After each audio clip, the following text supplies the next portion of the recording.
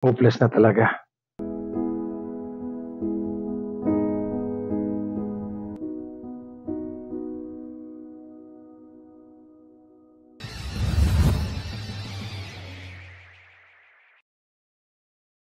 Ever since I was a young boy, I've always been close to animals. I love all animals, pero ang aso talaga are very, very close to me. My grandma, her best friend was her greyhound. So I saw the love that she had for her greyhound, and I don't think there's ever a time sa buhay ko na wala akong kasamang mga aso, hindi lang isa. I used to have like 2 or 3 dogs. Now I have, I think, 6 dogs. So yeah, my entire childhood, I always had myself surrounded by dogs.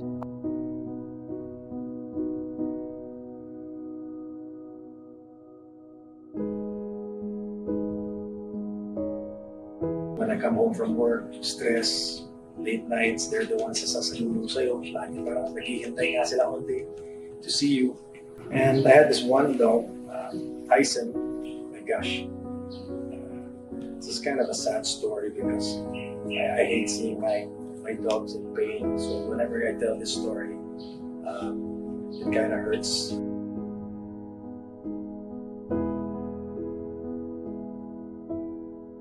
Back then when he had hip dysplasia, grabe yung pinayat ni Tyson, especially dito in the back area. Talagang super payat na. He was very, very inactive.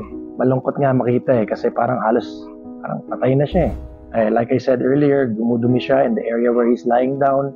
Hindi siya gumagalaw. Kita mo sa mata niya, malungkot siya.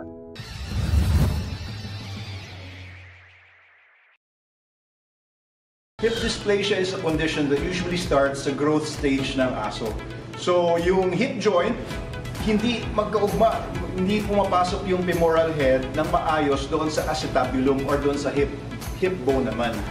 So usually, nag-start yan na wala namang nararamdamang masama yung aso.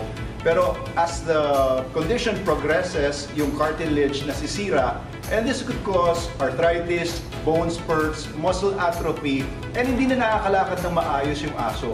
This happens usually sa mga stocky, well-built muscular dogs just like Tyson.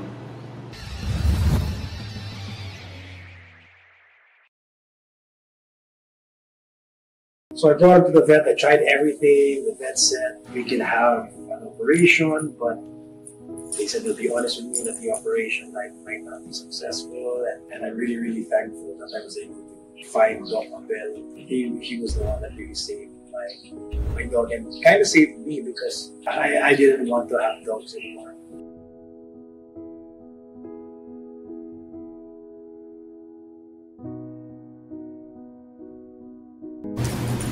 I just can't see any of my dogs suffering, especially Tyson. Cut muna tayo direct, please, ha? Hopeless na talaga.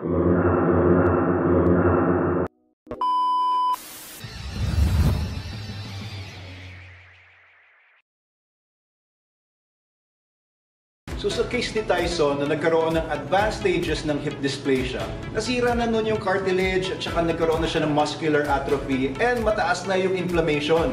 Ang formula ng SDN nakatulong talaga sa asong ito dahil unang-una wala siyang mga inflammatory ingredients kagaya ng mga wheat, soya, and corn.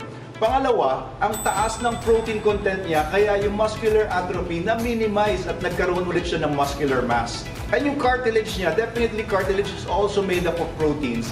Nag-benefit din, umayos din yung cartilage material doon sa joint niya.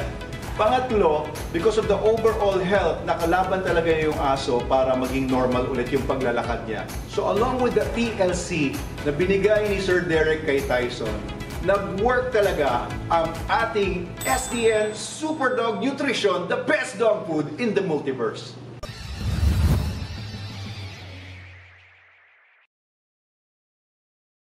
Doc Abel introduced me to SDN 42. I changed his diet after like a week or 2. I just noticed a different iba na yung energy ni Tyson, and they're all in my basement downstairs running around. Massive poops all over the place, and I'm like, could it be Tyson? Yeah, Tyson was standing, slowly getting there. He was moving around, so he's pooping in different places already.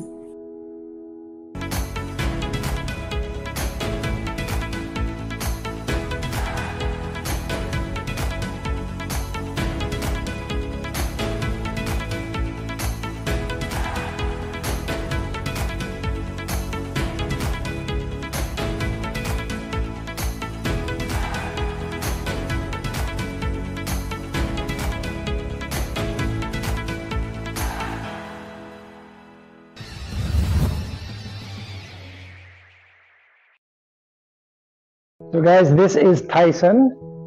He's now nearing 10 years old. He had hip dysplasia nearing 4 years ago. His body is back now. As you can see, he's built that Mike Tyson body back, and he's very energetic, right, buddy boy? Tyson! Yes. Come here, boy. Oh, he's running. Yeah, buddy. The oldest dog here. Before, he would be dragging his leg. But look at him now. What's up, big boy? What's up, Iron Mike? Wala pang 2 months, diba?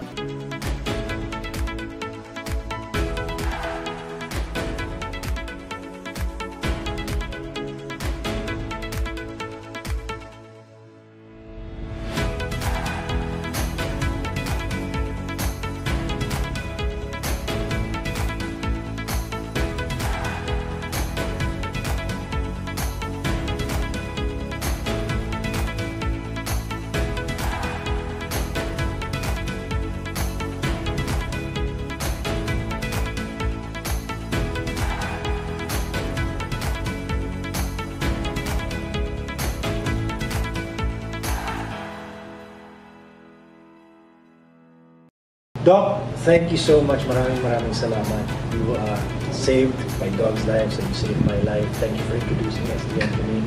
I have Tyson. Tyson is my life. I love him so much, and he's here, and he has a quality life. So maraming salamat. You're welcome, Derek. But not only for you, for everyone. SDN Super Dog Nutrition. The best dog food in the multiverse.